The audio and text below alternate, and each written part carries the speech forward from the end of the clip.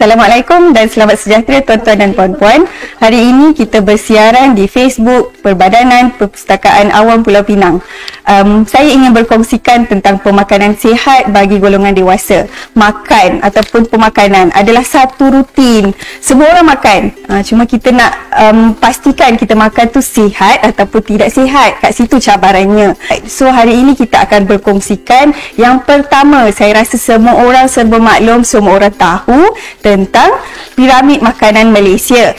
Okey, untuk makluman tuan-tuan dan puan-puan, piramid makanan Malaysia baru dikemaskini pada tahun 2020, di mana perubahan paling besar dalam piramid makanan Malaysia, perubahan aras satu ataupun aras paling bawah piramid digantikan dengan aras kedua. Kalau piramid makanan sebelum ini, aras pertama ataupun aras paling bawah didominasi oleh kumpulan karbohidrat seperti mi, mihun, roti, bijirin, biskut dan lain-lain. Dan aras kedua pula disarankan untuk mengambil buah-buahan dan sayur-sayuran. Tetapi untuk piramid makanan Malaysia versi 2020, kedua-dua aras ini ditukarkan, di mana aras paling bawah kita galakkan pengambilan paling banyak iaitu sayur dan buah-buahan dalam amalan harian, dan pengambilan karbohidrat perlu diambil secara sederhana. Okey, so kat situ perubahan yang paling utama. Mungkin tuan-tuan dan puan-puan pun belum aware ataupun tak perasan lagi. Dan kalau kita tengok dekat silibus anak-anak pun belum berlaku lagi perubahan. Sebab piramid ini memang baru sahaja dirasmikan pada tahun ini. Untuk kita aplikasikan, untuk kita praktikkan piramid makanan Malaysia ini, kita akan adaptasi, kita akan praktikkan di dalam pinggan sihat Malaysia. Okey, pinggan sihat Malaysia ataupun kita punya hashtag suku-suku separuh, di mana aplikasi daripada piramid kepada pinggan sihat tu adalah piramid ni kita cadangan kepada pengambilan makanan harian individu secara total. Maksudnya saranan di dalam piramid tu apa yang kita perlu ambil dalam jumlah sehari. Maksudnya contoh kita kata pengambilan sayur perlu diambil sekurang-kurangnya 3 sajian setiap hari. So setiap hari. Tetapi untuk kita aplikasikan, kita tengok di dalam pinggan sihat Malaysia, di mana setiap kali kita makan, maksudnya kita perlu makan 3 kali sehari.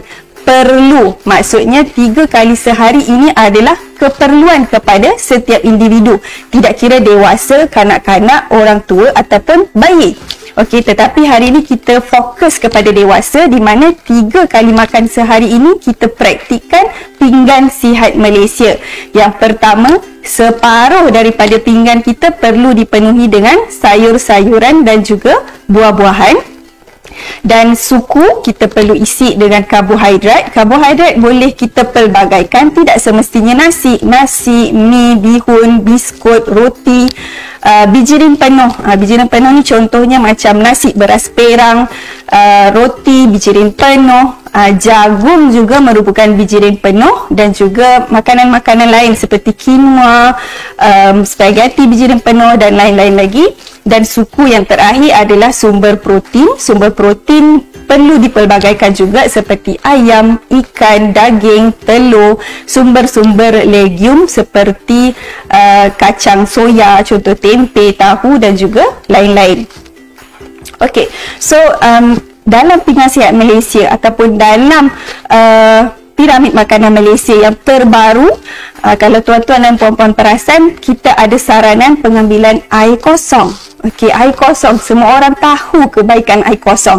Air kosong penting untuk pencernaan, pembuangan toksik-toksik badan. Selalu kita kata nak detox badan. Sebenarnya macam mana cara kita nak detox? Kita kena pastikan pengambilan air kosong kita cukup. Sebab bila kita ambil air kosong mencukupi, sistem perkumuhan, sistem pencernaan kita berlaku dengan baik. Maksudnya toksik-toksik badan kita, contoh garam berlebihan, toksik-toksik berlebihan, bahan-bahan yang tidak perlu oleh badan kita akan dikeluarkan melalui sistem perkumuhan. So bila kita minum air cukup, kita boleh memastikan perkumuhan melalui air kencing ataupun najis tu boleh membuang segala bahan-bahan yang tidak baik dan dibuang daripada badan kita.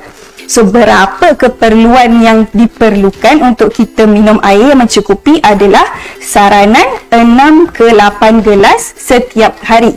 6 ke 8 gelas setiap hari menggunakan gelas lebih kurang 250 ml. Okey, ataupun secara mudahnya kita nak pastikan air kita cukup, sekurang-kurangnya 1.5 liter air sehingga 2 liter air setiap hari. Okey, so kalau tuan-tuan dan puan-puan tengok di paparan, ada 8 waktu minuman yang dicadangkan supaya kita boleh memenuhi keperluan minuman air kosong setiap hari. Okey, pertama, tips yang paling mudah dan paling praktikal untuk dilakukan, 3 kali waktu utama adalah kita minum air kosong. So, kita dah minum pagi, sarapan sekali, tengah hari sekali dan makan malam sekali. So, dekat situ kita dah ada 3 kali kita minum air kosong. Okey. So, di antara 3 waktu makan utama, kita selangkan juga dengan snack, iaitu waktu minum pagi, waktu minum petang dan waktu minum malam. 3 kali lagi kita minum air kosong. So, bila kita penuhi 3 kali waktu utama, 3 kali waktu makan snack, so kita dah dapat minimum 6 gelas air setiap hari. Okey, so 2 kali waktu bonus pula, di mana kita boleh nak dapat lagi air 2 gelas lagi. 1, masa kita bangun tidur. Okey, masa bangun tidur, awal pagi bangun tidur. Tak kisahlah tuan-tuan dan puan-puan bangun pukul 6, 6.30, pukul 7 atau seawal 5 pagi. Perkara pertama tuan-tuan dan puan-puan perlu lakukan, minum air kosong segelas. Okey, sekali lagi, di mana waktu bonus untuk kita minum air kosong adalah di antara makan tengah hari dan juga di antara minum petang. So, antara contoh kita makan tengah hari antara pukul 12 sampai pukul 1. So, antara pukul 2, pukul 3 tu kita minum air segelas sebelum satu sesi lagi kita minum sewaktu minum petang. Okey, so untuk tuan-tuan dan puan-puan, air kosong. Okey, air kosong kita dah cerita 6 ke 8 gelas setiap hari. Okey, so seterusnya saya nak bercerita sedikit lagi tentang keperluan pengambilan buah-buahan secara semula jadi. Okey, kita cerita sikit pasal COVID. Kita dengar juga ada viral-viral kata bila COVID, kita nak mencegah COVID, bila kena COVID kita kena makan vitamin C secara berlebihan. Okey, tetapi tips yang paling penting, maklumat yang paling penting tuan-tuan dan puan-puan perlu tahu adalah keperluan vitamin C harian. Okey, berapa sebenarnya kita perlukan vitamin C ni? Okey, untuk dewasa yang sihat, untuk dewasa yang normal, keperluan vitamin C secara harian adalah hanya 70 mg setiap hari. Okay, so macam mana kita nak pastikan pengambilan vitamin C itu mencukupi? Paling mudah, contoh yang saya akan bagi adalah buah-buahan tempatan. Setengah biji jambu batu sudah merangkumi 80 ke 100 mg. So, kalau kita perlu makan dalam piramid, kita perlu makan 2 hidangan buah setiap hari. So, kalau salah satu buah tu tuan-tuan dan puan-puan dah makan setengah biji vitamin C, so setengah biji jambu batu.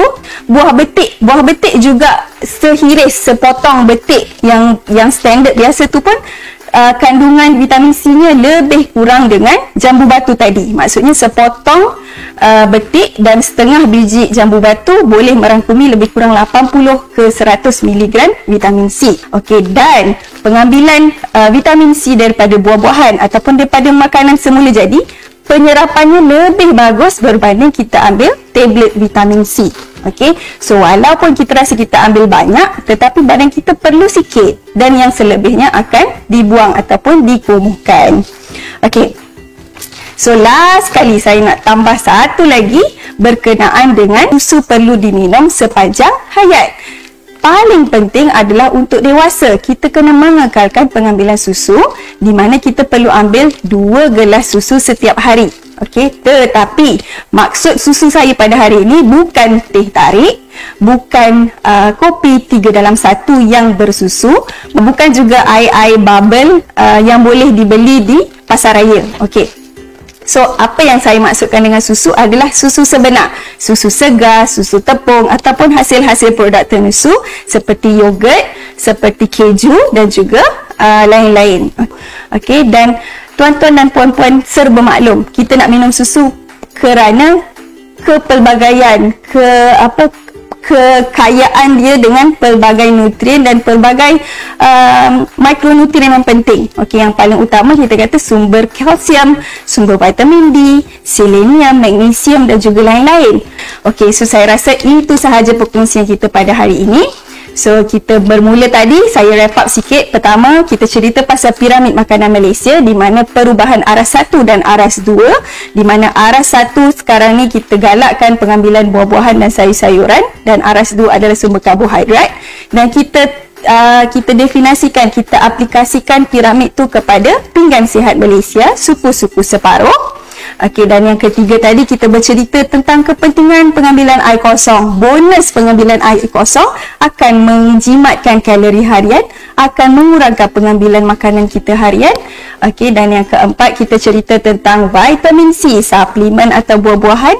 Dan yang terakhir kita bercerita sedikit tadi tentang susu dan krema. Okey, pilihan di tangan tuan-tuan dan puan-puan. Sehingga itu saja daripada saya pada hari ini. Terima kasih dan berjumpa lagi.